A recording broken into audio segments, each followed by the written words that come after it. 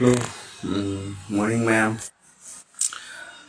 Thagatsari, ꯑꯩꯈꯣꯏꯒꯤ ꯃꯅꯤꯄꯨꯔꯒꯤ Honorable Chief Minister Pabung Biren ko. Hiniya natin thagatsari Pabung Biren gi ngarang gi wafam social media platform da ko lana sizinaba haitare. Haidi mi amagi ijat chokpa yaba imung amagi ijat chokpa yaba adugum personal oiba keno dusu wa dusu mayam da social media da puthokdana haidi mi amagi process chokpa yaba ijat chokpa yaba post kumba thagarakpa adugumba kadauba adugumba haidi society da kaiba haitare adugumba thagarakpasing fagatnabagi khongthang changsilagani adwaina tawragani hena haibirakpa thambigibagi ko haninga len thagatsari madumang na sa khoina su habani sa khoi kaisudi tawba ngamjade adagi akhoina su khoi di kari oidana ko khoi di kaisu oibana sade khoi di as a people amoina haitare as a paja amoina lebak haidi manipurgi maitai masa amoina manipurgi paja amoina khoi thamjaning ba khoina haijaning ba mafam khoi gi thamoida haidi laiba haitare adugumba pot kitang khara pabungna ngarang thambibagi damakta pabung nasa amoina haitare ko pabunggi paja amoina pabungbu haninga letena thagatsari pabungna thambigiba point di yami haitare ko yamna phajaba point mya ama thamiba point kudimak nasana appreciate tawjai yam thina thagatsari nasa koina thamjabadi ngamjade khodi kaisu ojadabanina nasa koina haijabadi ngamjade adubu pabungna haibirakpa nasa koina pamjaba nasa koina hayaningba nasa koi thamoida phawjaba haitare ko paja amagi paja khoi thamoida phawjabado pabungna haibirakpagi pabung haina lekan thagatsari tung koina sangna haitare ko haidi lebak miyamgi lebak ki seba tawba ngamhanbiu tawbo oisano na hoi mapuda taibang siama mapuda du pabung thamoseng na sana thawni jage haidi karigino haiba matamda pabung nachana haijani ba point haitare ko mayam da su haijani ba point haitare sengna hairabada hujikse khoi Facebook social media adagidi laiba social media platform kan platform mayam jida khoi je sengna hairabada sidai kana ba su yamam lauri teenager hawal laiba student mayam ama adagidi keno mayam hai keno da laye singarin testpur da laye itaw Bobby hai haidi teenager mayam ama social media dagi kana ba haidi student mayam social media dagi kana ba mayam ama lauraga pusida mai pakpa amadi thabak mayam ama tawri haitare ko tawriba thabak mayam je social media dagi kana ba mayam ama lauri je asi je hoina hojiki chatasing haibada social media je paibada hangoi haitare karigino haiba matamda hangoi haje karigino haiba matamda sengna ikai hangoi na hairabada itini naw deidi ima isa leinariba itini naw singi marakta yamna hangoi ba tukachaningai oiba social media de kai ama thagalakpasina maram oirakanda khoi tasengna hairabada yamna disturbance oire haitare ko migi mind adagi keno singi yamna disturbance oire adagidi mabung mokwa mabung adagidi machan adagidi machin manau lainaramba relation ma'am life yeng bi bechinaw singju nusi biduna life share taw singbiramo haibadi life se share taw singbiramo hairi haidi kitang laidana ma'am aina khangdana haijabusuna sade ma'am aigi knowledge haitare ko aina kitang khangjaba me knowledge kitang ma'am da su haidi aina haijaning mai thamjaning yo point je ma'am gi mafam da haitare ma'am da su haidi atop ma'am mafam da su kitang youngnabagi damakta kitang ma'am na support tawbiduna haitare ko mateng pangbiduna share taw sinbiramo aduni makha tarbuda ma'am seng hairabada hodi kai haitare isinaw ma'am ama adagidi ije ichan ma'am ama khoi social media se loina painariba Facebook Instagram YouTube loina painariba ngakta ni haitare tongan ba social media platform loi painari ba ngak si kana ba myam longnari ni ba do lowri ba kana ba lowri ba mafam lowgadori ba mafam je lana lamjing gi do ba lana uhan gi do ba mi gi mamang ga hai tare ko amadi hori che kuki ga mai dai ga kan lan soknari ba changna ba ya na da ba una ba ya na da ba matam ni tawri ba matam ji da kuki na mai tin chit kina ba amadi moi mai dai ma sa di yamna mathong sa de yam okti he yam to ka ningai thawak am tawi he gaina ai di lebak mayam hai di family ama di kayo le kai ama khakna khang ba ya ba taw ba ya ba po cha ta manipur sa sana ta sandok ba ta adugum ba problem kaisi lai ta ba problem ama kaisi lai ta ba issue ama da hena issue mayam am create taw na ba gi masa mo le hai tare ko adu du na maram mo ya kanda tongan ba manipur gi mafam adagi tongan ba India amadi world hai tare athiba mingchat athiba kaino ma badana mama sandok na bagi spread tawr na bagi masa ama huji social media sida akana adugum bagi masa ama oirale hai tare sengna hai bu me aduduna yari ma makai di sinau sing sina ju yari ma makai di social media pai bi be sinau sing ju ai yam khang hai don hai jabana ta je social media pai bi be sinau sing ju yari ma kai di imung manung gi oiba mari imung maning go ba problem je yari ma kai di social media ji da share to birakanu upload to birakanu hai tare ko hoi akoi soi ba cam su yaw mani mamang da koi soi ba cam su yaw mani soi ba myam do myam punang ha mi na ti soi ga re do ma tung ta ba da soi da na ba lan da na ba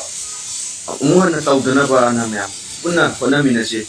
soi da ba ngam na te ko live box soi ba ni adagi di hoi CM chief minister adagi di PM prime minister bo hoi soi ba ngak ne ba kana mata achumna chatpa soi da ba ngam ba kana su lai ba na te adu oi do maksu soi re khang ni ba pot tu di hoi shindok mi na si na sumaina ju thamjani nge myam ain hai jai je myam aina khang hai do na hai ja su na se de kitang hai ba di myam gi kitang huji lai ri ba myam leba ki issue lai ba leba ki problem sai ta re ko tang ning sing boi na hai ta re kaw na ra bai ma ong da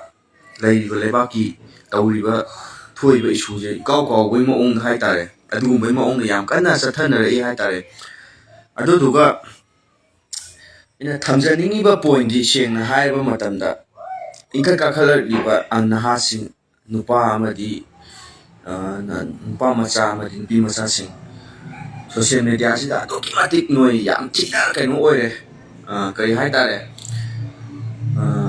yam thina social media si da hoi ma gi personal life ni ado ita ga ju social media hai je sida ki su kana ba myam am lauri bani na matau tam na do ngak tani afa ba thabak ta tawbi o phata ba thabak ti tawbi ra kanu phata ba thabak ta roi na matau tam na re myam afa ba thabak ka tawbi ro social media da afa ba thabak ka thagat pi ro duduna thamjani ma point di sini da 펑펑 가야지. 당자고. 누가 진짜 뭐 희도 신이도 몸이 뽑네. bas lai ma tang tha dei te ma nang disturb to re nam waro bi be de ignore tan to bi ro ite ma gi wa pham se adu ni nam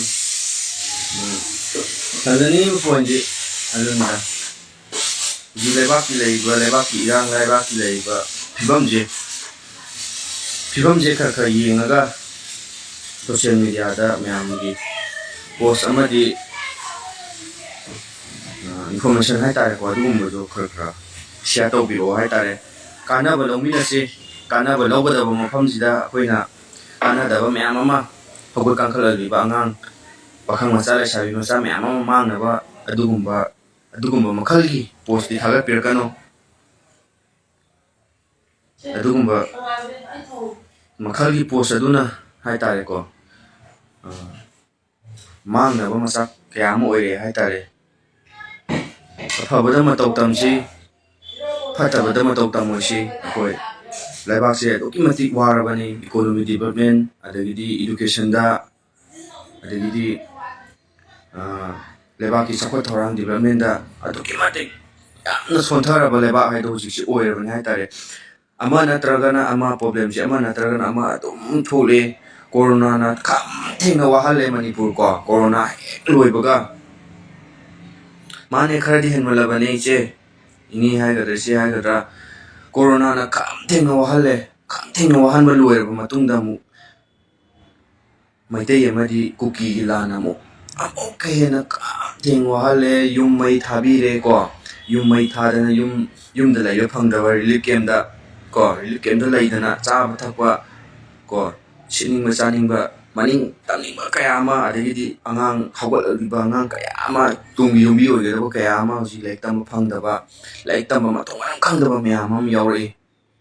ꯁꯤꯒꯨꯝꯕ ꯃꯌꯥꯝꯁꯦ ꯑꯗꯨꯛꯀꯤ ꯃꯇꯤꯛ ꯋꯥꯔꯕ ꯃꯇꯝꯁꯤꯗꯀꯣ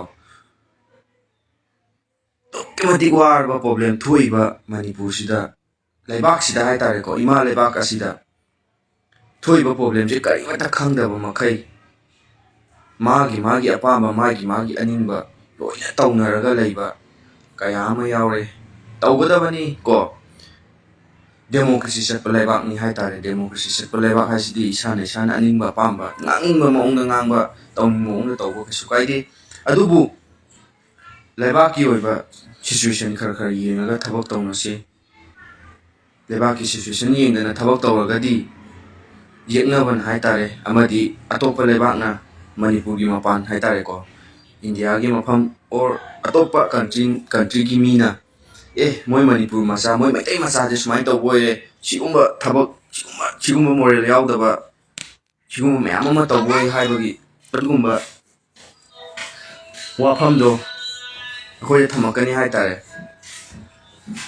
ꯅꯣꯡꯊꯛꯇ ꯇꯤꯟ ꯁꯤꯠꯂꯒ ꯃꯥꯏꯗ ꯇꯥꯏ ꯍꯥꯏꯗꯣ ꯑꯗꯨꯒꯤ ꯊꯧꯗꯣꯛꯇꯣ ꯊꯣꯛꯍꯟꯅꯤꯡꯗꯦ ꯊꯣꯛꯇꯅꯕꯁꯨ ꯍꯣꯠꯅꯁꯤ ꯃꯌꯥꯝ ꯑꯩꯈꯣꯏ ꯄꯨꯟꯅ kham thengna waraba manipur kham thengna waraba ima leba ko mai hauraba lamdam se myam punna khoi chinau manipur se laiminari ba indigenous people sing manipur se laiminari ba chinau sing ko mai hauraba ima leba manipur se mai jem tang myam punna muthat minase myam punna kan minase mai jina tumna chakraba matamda khoi gi leibam leiroi marderle leiroi khoi gi pongnapham leiroi ko aduna ima lebak mutkiba haibase